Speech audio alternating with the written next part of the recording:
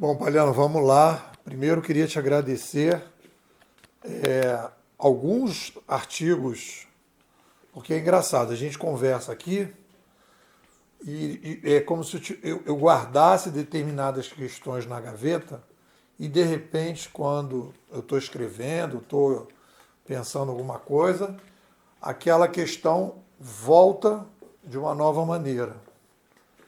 E aí, às vezes, eu me lembro que a gente conversou sobre determinadas coisas e as coisas voltam. E acho que essa atividade que a gente está fazendo, da produção da produção participativa, né, do diálogo participativo na construção da nossa narrativa, coisa que a gente não estava fazendo antes, até o Átila na live de ontem destacou isso, é uma coisa que tem sido muito importante para mim como conceituador e acredito para vocês também, pelo que ele disse, né? Ou seja, dá a possibilidade da gente perceber a narrativa progressiva. E esse esforço, esse eu acho que é um ganho metodológico da escola. Nós hoje estamos conseguindo explicitar o avançar da narrativa, inclusive com aqueles resumos, né?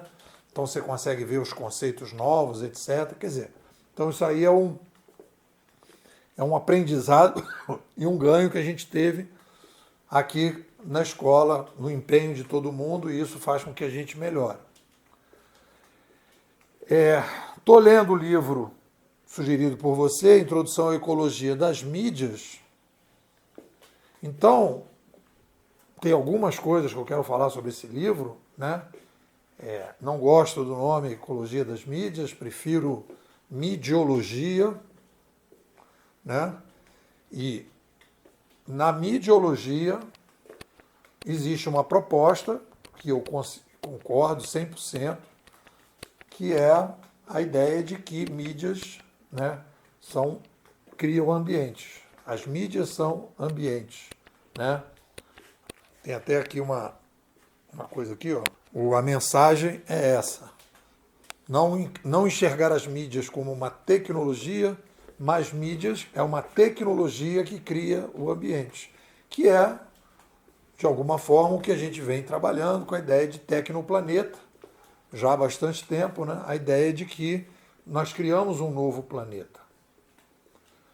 Então, mídias como um ambiente. Então, o aspecto, na midiologia, existem várias possibilidades de análise, né? Qual é a opção da Bimodais e o foco nosso? Profissionais e organizações. Então, como é que mídias como ambiente impactam dentro das organizações e dos profissionais? Aí nós estamos analisando como é que este ambiente de mídia, e aí nós estamos fechando, que você pode chamar de ecologia de mídia e dizer que o mundo oral era uma ecologia oral, criou-se uma... Aí podemos brincar assim, o tecnoplaneta, no tecnoplaneta nós temos uma ecologia midiática que define, né, a sociedade que vai habitar naquele tecnoplaneta, de alguma forma. Então nós tivemos no tecnoplaneta oral, nós tivemos a ecologia oral, vamos supor, no tecnoplaneta dos sapiens nós tivemos a ecologia oral, depois nós tivemos a ecologia oral escrita, e agora nós estamos na fase da ecologia digital. Beleza. Bacana, fechou. Só que, e aí não está colocado isso, né? Porque aqui você vai analisar o livro, você vai ver que eles se dedicam, né? Estudos da comunicação, o cara fala logo isso no início, e aí vem o problema, e aí está uma concordância nossa, que nós saltamos isso em função da demanda do futurismo competitivo. Então, é bem importante isso. Não estou descartando o estudo, nenhum outro estudo, não estou dizendo que o nosso é melhor, não estou dizendo que o nosso é pior, não estou dizendo que o deles é ruim, eu não estou descartando nada disso. Só estou dizendo o seguinte, nós somos futuristas, nós temos uma escola de futurismo competitivo, a nossa proposta é futurar. o nosso cliente é profissionais e organizações. Nosso cliente, por exemplo, não não é qualquer pessoa, e nem nosso foco é ajudar as pessoas a entender como a mídia altera, né, uma neurose que a pessoa tem, um psicólogo que vai atender, etc. Os jovens que estão vivendo um conflito na escola, etc. Então, o nosso foco é futurar. E dentro da futuração, o que nós estamos preocupados e aí sim, o efeito deste ambiente midiático nos modelos de sobrevivência da espécie, de maneira geral. E aí não é necessariamente nas organizações produtivas. Porque quando esses jovens saem para a rua, em 2013, não querendo bandeira de sindicato e nem bandeira de partido, e cada um levando seu cartaz, isso já é um novo ambiente de sobrevivência. Porque eu tenho que dar um nome para isso. Ambiente de sobrevivência é a ecologia de sobrevivência que está acima da ecologia midiática, porque as pessoas, né, obviamente que há uma influência mútua entre a ecologia midiática e a ecologia da sobrevivência. O que eu estou dizendo é o seguinte: a ecologia midiática ela permite que aconteça determinadas coisas, e a demanda que as pessoas têm para sobreviver, e aí se você quiser viver e sobreviver, ou sobreviver e viver, né, é o que é o objetivo. Dentro daquele ambiente midiático, as pessoas vão tentar sobreviver melhor. Então, o propósito é a sobrevivência. E o ambiente permite que essa sobrevivência tenha um upgrade. Então, é nessa direção. Então, quando a gente coloca, e aí você fala, isso se restringe a uma questão administrativa? Eu digo, não. Essa é uma questão da sobrevivência. É uma questão da sobrevivência, que impacta todas as áreas, não necessariamente apenas, entra em tudo. As pessoas passam, né, a sentir a vida de maneira diferente em função disso. E aí você vai dizer, são os efeitos midiáticos, mas os efeitos midiáticos na sobrevivência. Então o cara começa a pensar de maneira diferente a forma de viver, aonde que ele pode viver, ele já começa a não querer mais comprar, ele quer mais alugar. Então ele vai mudando uma série de coisas, é uma forma que ele sobrevive. Porque o recheio é a sobrevivência, o copo é a mídia. Então ele vai fazer uma relação entre copo e tal. Então, eu não acho legal a gente restringir a parte administrativa.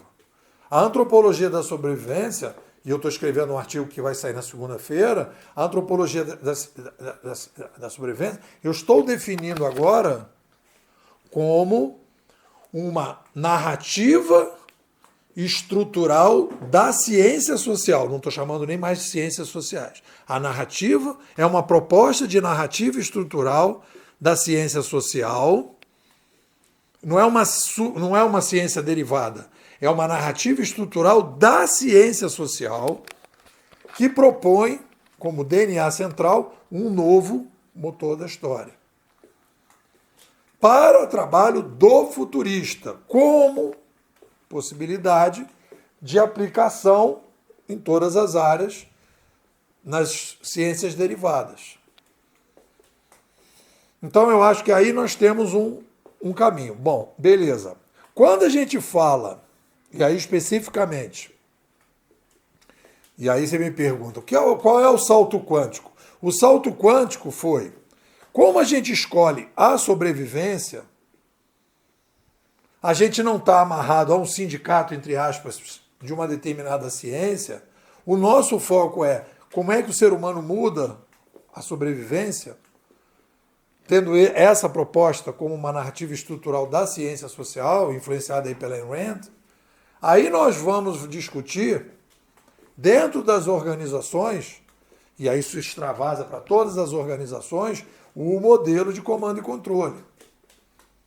Então, esse modelo de comando e controle, quando nós vamos falar em produção, quando a gente vai falar em organizações, aí você tem uma coisa que para mim ficou muito clara, uma separação das interações de todas as mudanças que acontecem na sociedade, que são as interações, etc, etc, a forma como as pessoas se relacionam, por exemplo, a influência da nova mídia nos relacionamentos sexoafetivos. Isso não tem nada a ver com produção. Isso não tem nada a ver com... Você pode até dizer que tem a ver com comando e controle em alguma situação, mas de qualquer maneira isso é uma coisa, é um efeito colateral desse novo ambiente de sobrevivência, né?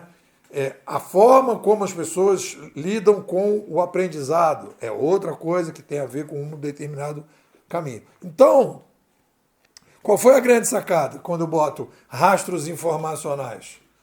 É porque o cara que vai tomar a decisão, o cara do comando e controle, ele toma as decisões de comando e controle baseados na informação.